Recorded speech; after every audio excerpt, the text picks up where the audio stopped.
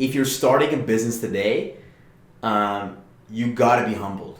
Like, it's so hard. Every industry is so competitive. Every industry is getting disrupted. Like, I work with some of the best companies, the most established companies, and they have the best people, they're the smartest people working in there, and yet they're still the most vulnerable to disruption. It's still hard for them to challenge the status quo.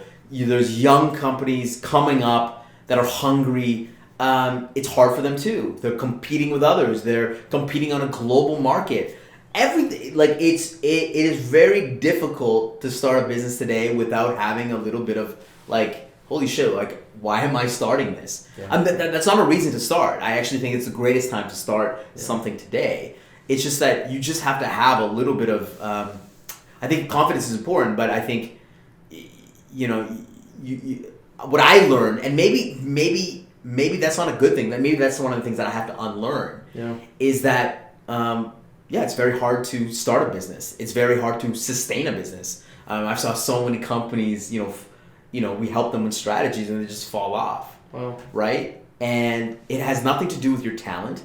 It has nothing to do with your leadership. It could be various factors. It could be like your technology is no longer relevant. It could be that your customers are no longer vibing what you're producing. It could be that, there's a big company that came into your space that's now in your market. Like, there's so many variables.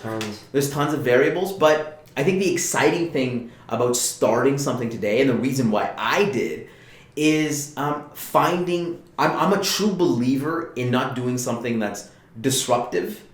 Disruption. Let me just paint this. Disruption is actually going into somebody's space and changing the status quo. It's actually taking market share from somebody else and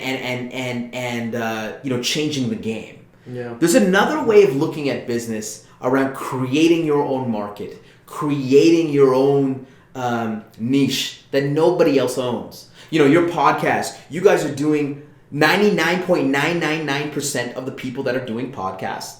They're just doing podcasts. They don't have a video related to it. But you guys are creating video in a niche market and doing something different.